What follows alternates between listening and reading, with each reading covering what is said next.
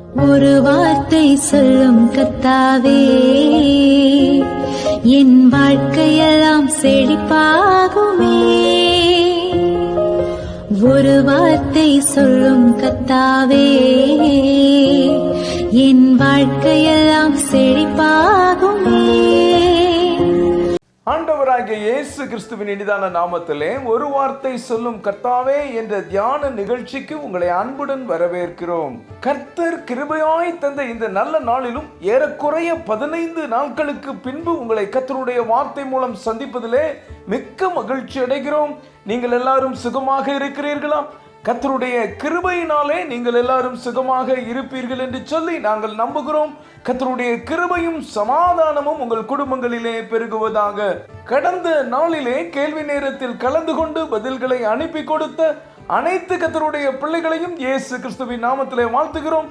கர்த்தர் உங்களை ஆசீர்வதிப்பாராக. சங்கீதம் 34:5 அவர்கள் அவரை நோக்கி பார்த்து பிரகாசம் அடைந்தார்கள், அவர்கள் முகங்கள் வெட்கப்படவில்லை. கிறிஸ்துவுக்குள் மிகவும் அன்பான தேவனுடைய பிள்ளைகளே, கர்த்தர் இந்த நாளிலும் நமக்கு தரும் ஆசீர்வாதமான வார்த்தை என்னவென்றால், அவர்கள் அவரை நோக்கி பார்த்து பிரகாசம் அடைந்தார்கள், அவர்கள் முகங்கள் வெட்கப்படவில்லை.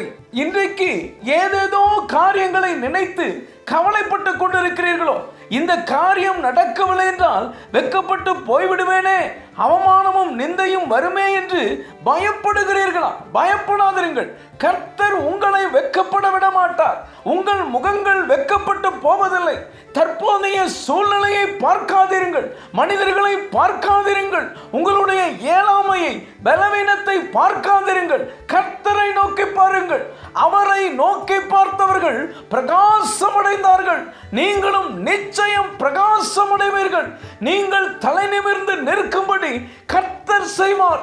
ஏசாயா 49:23 பிந்திய பாகம் இப்படியாக சொல்கிறது, நான் கர்த்தர், எனக்கு காத்திருக்கிறவர்கள் வெட்கப்படுவதில்லை என்பதை அப்பொழுது அறிந்து கொள்வாய்.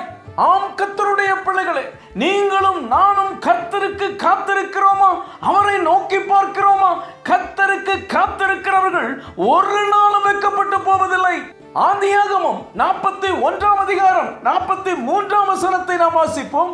தன்னுடைய 2ஆம் ரதத்தின் மேல் அவனை ஏற்றி தெண்டலிட்டு பணியுங்கள் என்று அவனுக்கு முன்பாக கூறுவித்து எகிப்து தேசம் முழுமைக்கும் அவனை அதிகாரியாக்கினான்.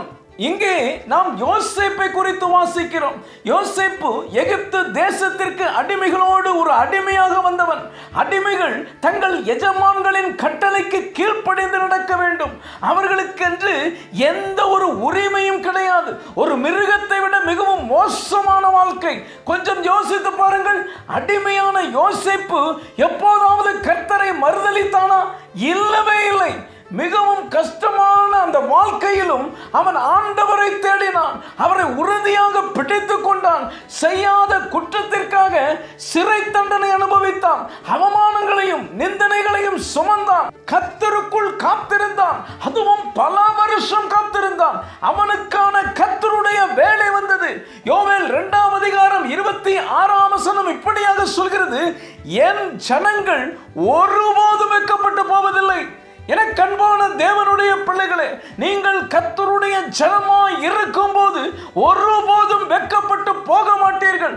யோசேப்பை கர்த்தர் வெட்கப்பட்டு போக விடவில்லை. நடந்தது என்ன தெரியுமா? அடிமையாக வந்தவனை அரச பதவியில் அமர வைத்தார். அந்த தேசத்திற்கே அதிகாரியாக்கினார். ஜனங்கள் எல்லாரும் தெண்டலிட்டு அவனை பணிந்தார்கள். யோசேப்பின் உத்தரவு இல்லாமல் எதுவும் நடக்கவில்லை. கர்த்தர் அவனுக்கு அதிகாரத்தை தந்தார். தனிமையாய் இருந்த அவனுக்கு குடும்பம் வந்தது. ஆசனாத் மனைவியானாள். இவையெல்லாம் யோசேப்பு கர்த்தரை நோக்கி பார்த்ததினால் வந்தது. அவன் வெட்கப்படவில்லை.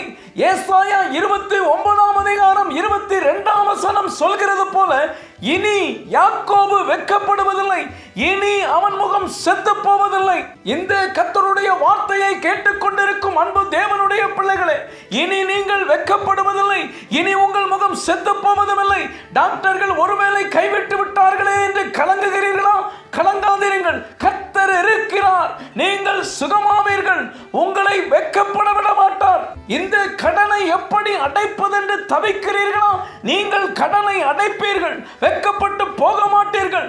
ஒரு வழியும் தெரியவில்லை, வெட்கப்பட்டு போய்விடுவேனோ என்று பதட்டத்தோடு நிற்கிறீர்களா? கர்த்தரை நோக்கி பாருங்கள், நீங்கள் வெட்கப்பட்டு போக மாட்டீர்கள்.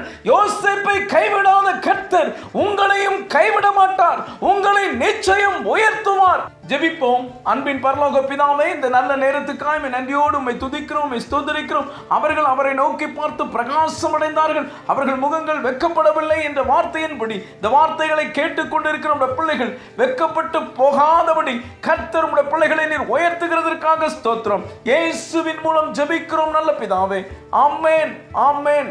இன்றைய கேள்வி, யோசேப்பின் மனைவி பெயர் என்ன? A Zipporah, B Asenath, C Miriam, D Michal. தொடர்ந்து நம்முடைய RCM ஊழியங்களுக்காக ஜெபித்துக் கொள்ளுங்கள். கர்த்தர் உங்களையும் உங்கள் குடும்பத்தின் பிள்ளைகளையும் ஆசீர்வதிப்பாராக.